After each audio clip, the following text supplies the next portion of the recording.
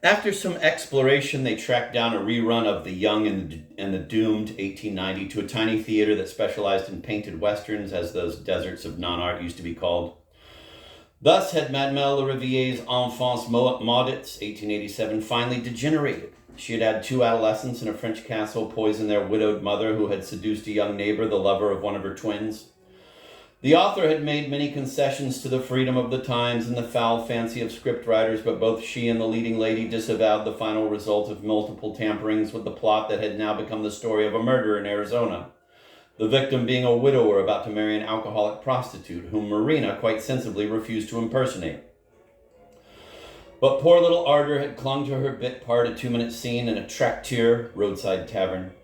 During the rehearsal, she felt she was doing not badly as a serpentine barmaid until the director blamed her for moving like an angular backfish. She had not deigned to see the final product and was not overeager to have Van see it now. But he reminded her that the same director, G.A. Vronsky, had told her she was always pretty enough to serve one day as a stand-in for Lenore Colleen, who at 20 had been as attractively gauche as she, raising and tensing forward her shoulders in the same way when crossing a room. Having sat through a preliminary PW short, they finally got to The Young and the Doomed, only to discover that the barmaid scene of the barmaid sequence had been cut out, except for a perfectly distinct shadow of Ardor's elbow, as Van kindly maintained.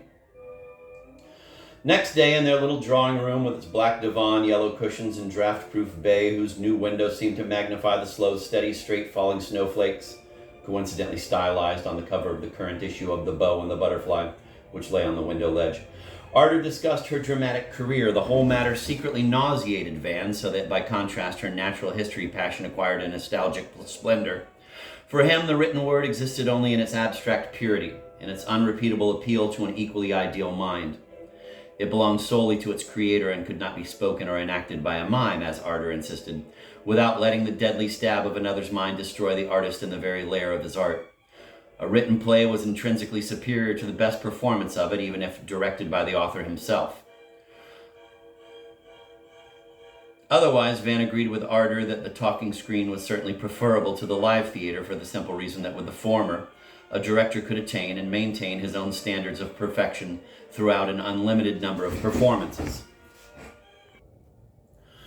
Neither of them could imagine the partings that her professional existence on location might necessitate, and neither could imagine their traveling together to Argoside destinations and living together in Hollywood, USA, or Ivydell, England, or the Sugar White Conritz Hotel in Cairo. To tell the truth, they did not imagine any other life at all beyond their present tableau vivant in the lovely dove-blue Manhattan sky. At 14, Ardor had firmly believed that she would shoot to stardom and there, with a grand bang, break into prismatic tears of triumph. She studied at special schools, unsuccessful but gifted actresses, as well as Stanislavski, no relation and not a stage name, gave her private lessons of drama, despair, hope. Her debut was a quiet little disaster. Her subsequent appearances were sincerely applauded only by close friends.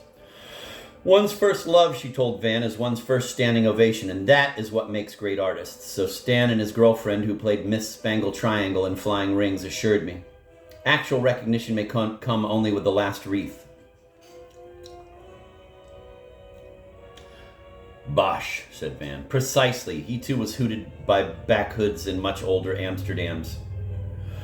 And look how 300 years later, every poppy group pup copies him. I still think I have talent, but then maybe I'm confusing the right podhod approach with talent, which does not give a dry fig for rules deduced from past art.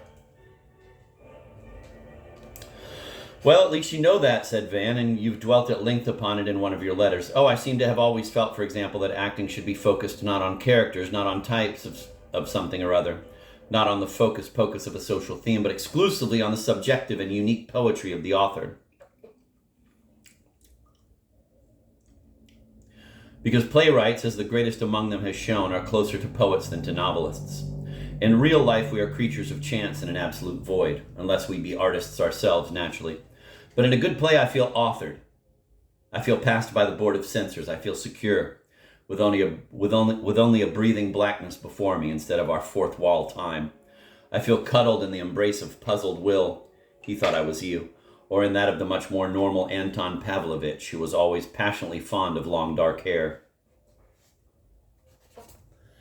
That you also wrote to me once. The beginning of Ardor's lime life in 1891 happened to coincide with the end of her mother's 25-year-long career. What is more, both appeared in Chekhov's Four Sisters. Ardor played Irina on the modest stage of the Yakima Academy of Drama in a somewhat abridged version, which, for example, kept only the references to Sister Varvara, the garrulous originalka, odd female as Marcia calls her, but eliminated her actual scene so that the title of the play might have been The Three Sisters, as indeed it appeared in the writer of the local notices. As indeed it appeared in the wittier of the local notices. It was the somewhat expanded part of The Nun that Marina acted in an elaborate film version of the play, and the picture and she received a goodly amount of undeserved praise.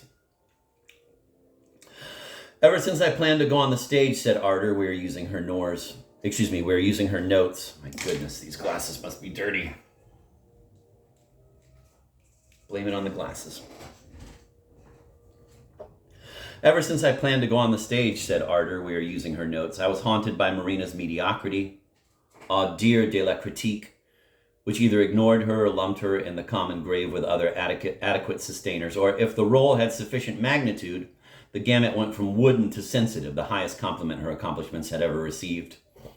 And here she was at the most delicate moment of my career, multiplying and sending out to friends and foes such exasperating comments as, quote, Dermanova is superb as the neurotic nun, having transferred an essentially static and episodical part into etc., etc., etc.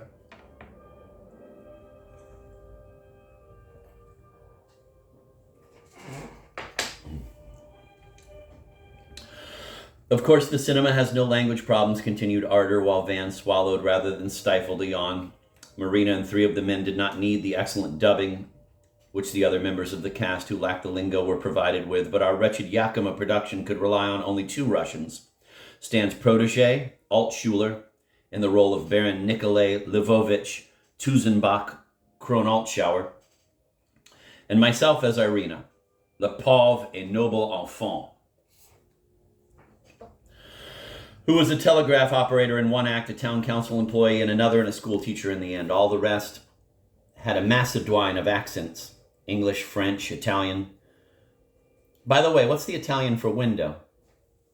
Finestra, sestra, said Van, mimicking a mad prompter. Irina, sobbing. Where has it all gone? Oh dear, all is forgotten, muddled up into my head. I don't remember the Italian for ceiling or say window. No, window comes first in that speech, said Van, because she looks around and then up in the natural movement of thought.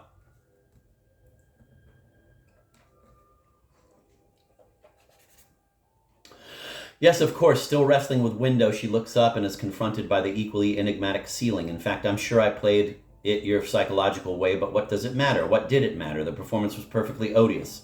My Baron kept fluffing every other line, but Marina was marvelous in her world of shadows. 10 years and one have gone by since I left Moscow. Ardor, now playing Varvara, copied the nun's sing-songy devotional tone. Pevucci ton bogomolki, as indicated by Chekhov and as rendered so irritatingly well by Marina.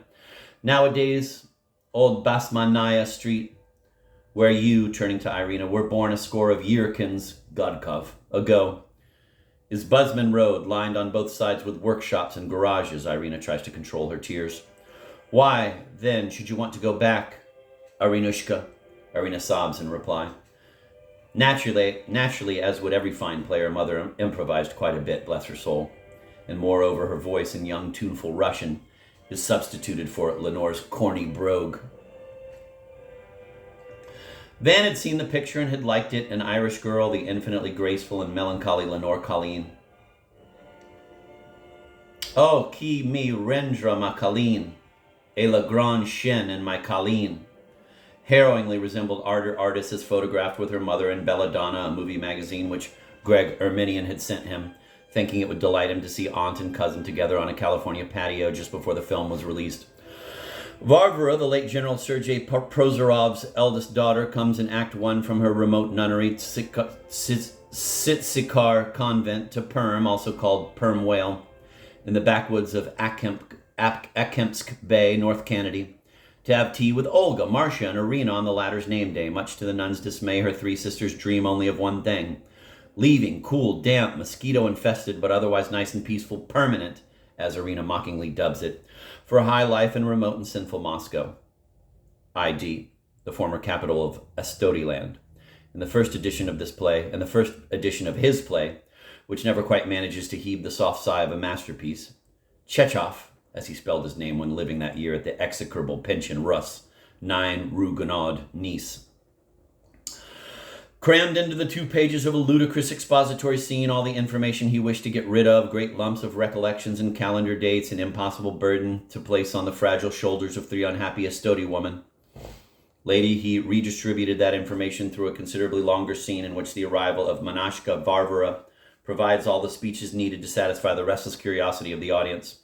This was a neat stroke of stagecraft, but unfortunately, as so often occurs in the case of characters brought in for disingenuous purposes, the nun stayed on, and not until the 3rd, penultimate act was the author able to bundle her off back to her convent. "I assume," said Van, knowing his girl, "that you did not want any tips from Marina for your Irina."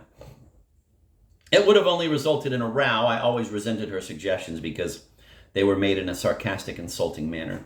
I've heard mother birds going into neurotic paroxysms of fury and mockery when their poor little tailless ones, Bezhvosti, Bednyachki, were slow in learning to fly. I've had enough of that. By the way, here's the program of my flop.